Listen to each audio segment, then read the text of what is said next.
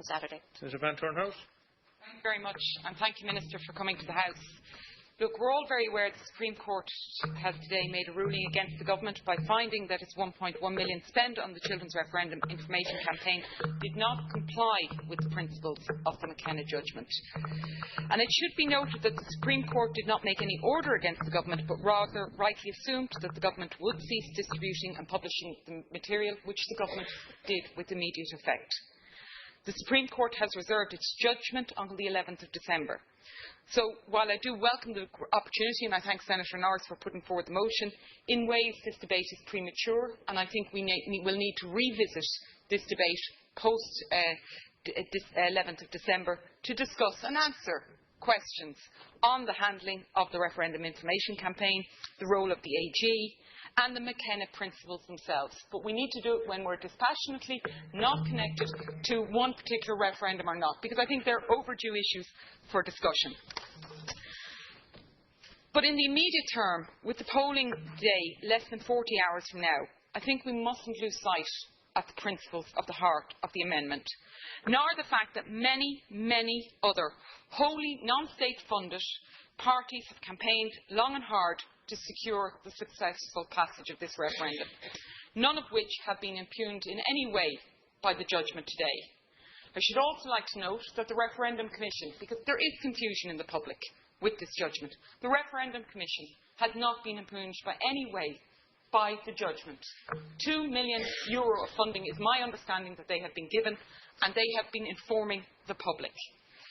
And indeed, there have been many vocal opponents to the amendments who I've had the pleasure to debate against on the national airwaves and at public meetings up and down the country.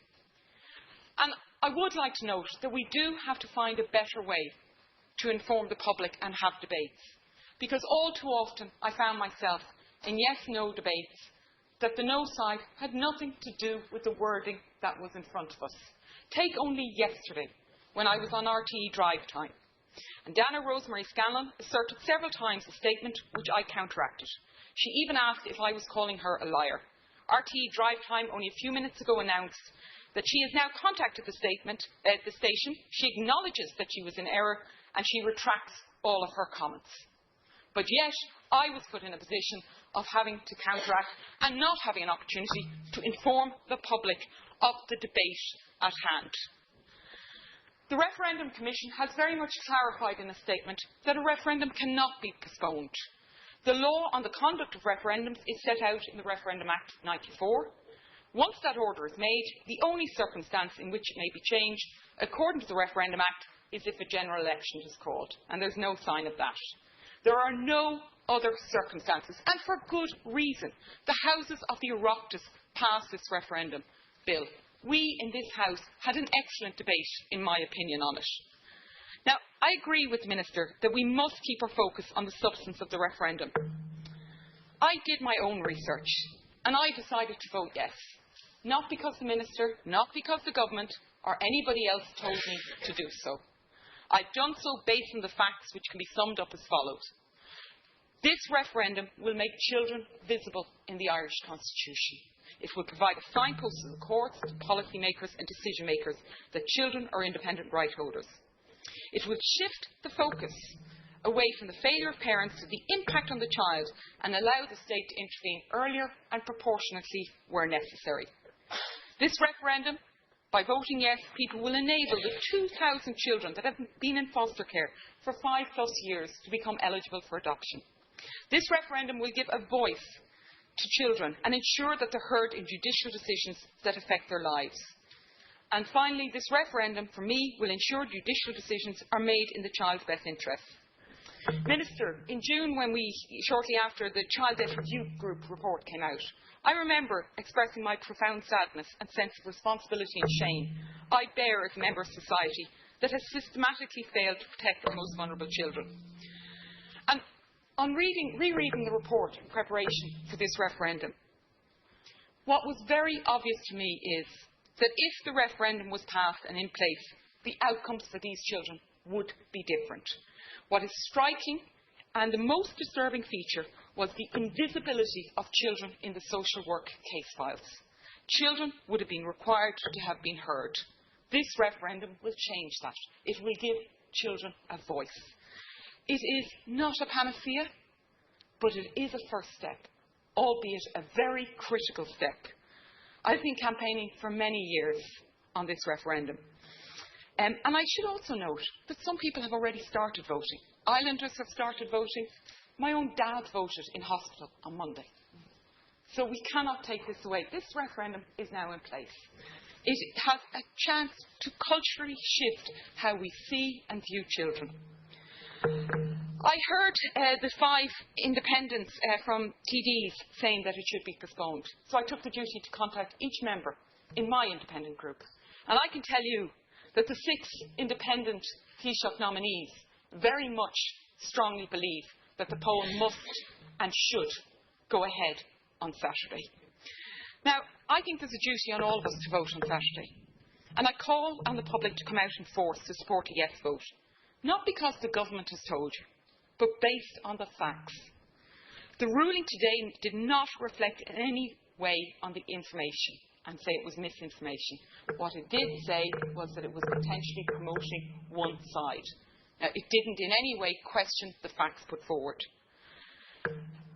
I think we could all list, and it would be quite a short list, to list the no side and the campaigners for the no.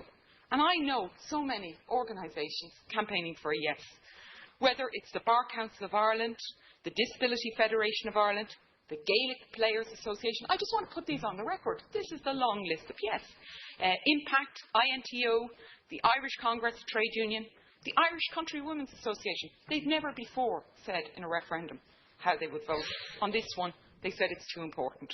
The Irish Foster Care Association, the Law Society of Ireland, Macra na Firma, Mandate, SIPTU, Father Peter McVerry, Dr Dara Keogh, President of St Patrick's College Drumcondra, Dr Jeffrey Shannon, Paula Murcu, a solicitor who's working in the courts every day with the very children. I'd ask you to refrain from naming individuals. Okay, no problem. I can name organisations. Archadoption, the Association for Criminal Justice Research and Development, Bernardo's, Belong To, Borough Centre, the Border Counties Childhood Network, the Campaign for Children, the Children at Risk in Ireland Foundation, Catholic Youth Care, Childminding Ireland, Children in Hospital Ireland, Children's Rights Alliance, Cope Galway, Cross Care, Doris Lumley, Down Syndrome Ireland, Dublin Rape Crisis Centre, Early Childhood Ireland, Educate Together, Enable Ireland, EPIC, Family Resource Centre National Forum, Focus, Foroiga, Glen, Homestart, the Immigrant Council of Ireland, Inclusion Ireland,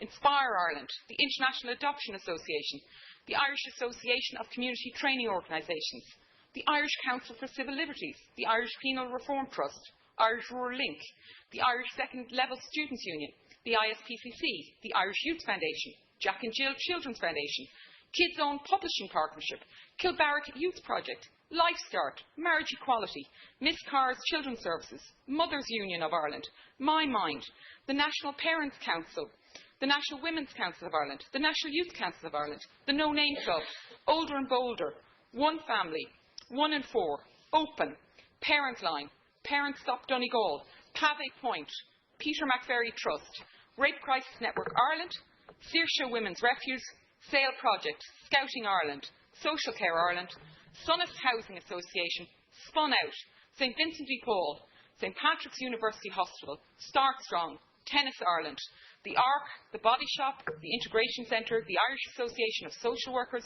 TROR, UNESCO Child and Family Research Centre, UNICEF Ireland, Women's Aid, Young Christian Workers, Young Irish Filmmakers, Young Ballymun, Youth Advocate Programmes, Youth Aftercare Support Service, Youth Work Ireland, Youth Reach. Now, I think that's a pretty impressive list of yes people who are out there campaigning, have not only been campaigning in the last few weeks, they have been campaigning for years for this referendum. Okay? So let's put all of this in perspective. There are many campaigning for a yes vote, and I would call on the public to go out and vote yes. Children need to be seen as independent rights holders. This is a once-in-a-lifetime opportunity, and I really would urge us to vote yes. It's a first step, Minister. You know I'll be tackling you on many issues, but I believe by strengthening children's rights in the Irish Constitution, it will make my hand stronger in challenging government policy on children's rights.